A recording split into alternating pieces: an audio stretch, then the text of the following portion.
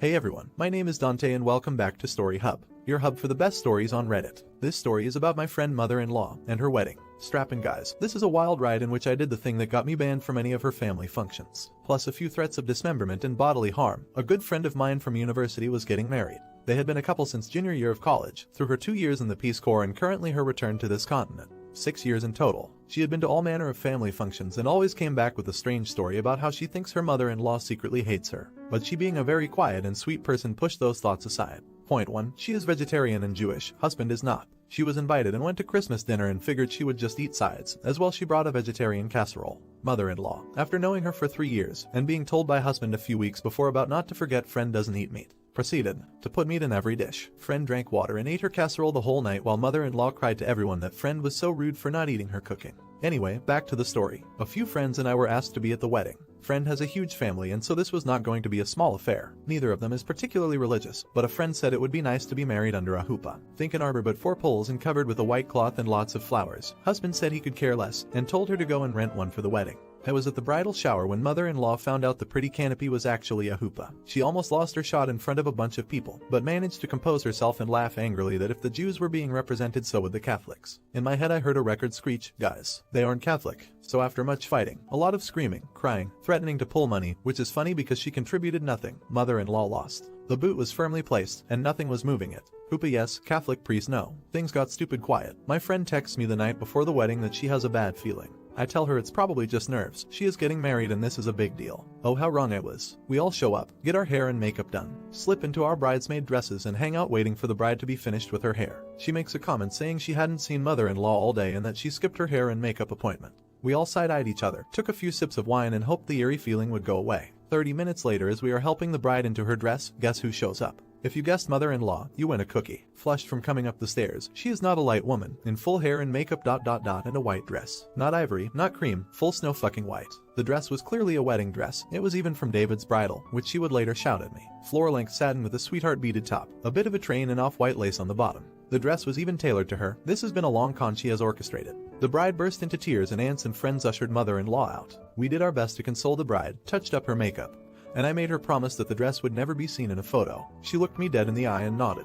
The game was on. The venue only supplied white wine and champagne for the wedding party, but I grabbed my purse and ran down into the reception area and managed to flag an attendant by the bar and bribe him with a cool $20 to give me a bottle of red early. I cracked the baby open, filled a solo cup to the brim with it and stalked outside. After a few swigs from the bottle for courage, I went over to where everyone was getting ready to take photos. With one last hard stare at my friend, I got her nod of approval. I pulled out my phone, held it in front of my face like I was reading a text and walked straight into mother-in-law. I poured the entire cup of red wine down the front of her dress, jumped back and gasped. The look on her face was murderous. She screamed, yelled, threatened, and promised she would sue me. People had to hold her back because she wanted to fight me. Eventually she switched from screaming to sobbing and sank to the ground and threw a tantrum on the floor. Everyone moved back and just let her go at it and walked away to go take photos. It was surreal, as if everyone just hit their limit and noped out from around her. Really quick, if you're enjoying the video, don't forget to drop a like. The 12-year-old flower girl whipped out her phone and snapped a few photos much to our amusement. This is already super long, but I will say that mother-in-law went home and changed, only 20 minutes from venue, into a nice dark green,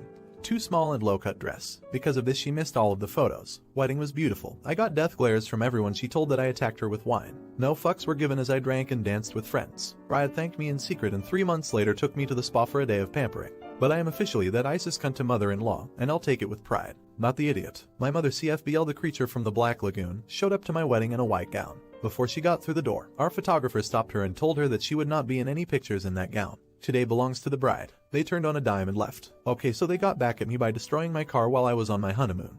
But hey, crazy is as crazy does. Not the idiot. I would have just zonked her out with some drug and put her in the corner for the whole wedding. It would be funny to see how angry she would get when she heard no one minded that she was out of it. Not the idiot. If I were the bride, I'd be damn happy to have you for a friend, and make sure you could come to every damn event I could possibly take you to rub it in that cunt's face. How does the husband feel about his mother's child of a mother? And TAS, someone whose own mother got arrested at my brother's wedding for attempting to beat the shot out of him and chasing him around the church. Made national news and WTF sections, and there is a lot more to the story. I am raising my mug in your name. You are awesome and no dried up twat can change that. I was 12 or 13 at the time and wish I could have done the same to my own mother. Now for the next story. I think this qualifies. I worked at a small shop serving an electrical apprenticeship. Myself and the shop manager had had a few run-ins and I assume he disliked me as much as I disliked him. I had refused to do a job and told him he didn't pay me enough. It was at the stockyards and I was expected to put on a set of waders, crawl down into a raw fat reclamation tank, and replace a submersible pump. Wasn't going to happen.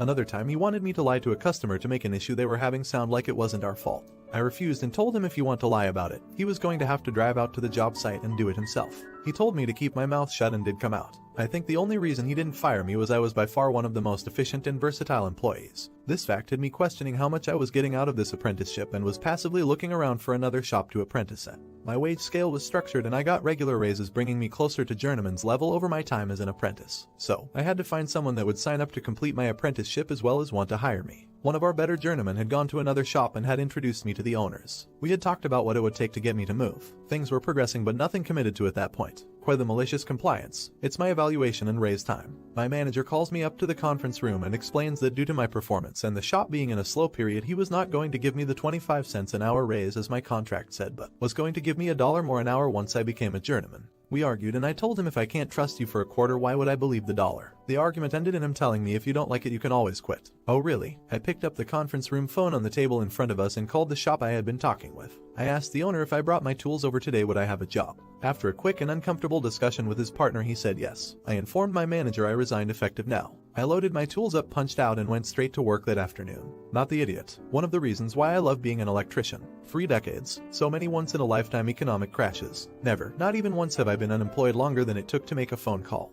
Not the idiot. Last time I needed a job, I waited till my first day unemployed before I started looking. It was a Thursday. I was getting dressed for work first thing in the morning and the missus asked me where I was going. When I told her I was going to get a job, she looked pretty worried. She didn't think getting a job was going to be easy. Not the idiot. All my teachers told me not to be an electrician. Hell, even my parents weren't into it but stories like these are the reason why I'm so glad I chose what I chose. Enjoy being unemployed, losers. Thank you for watching and if you enjoyed, don't forget to like and subscribe.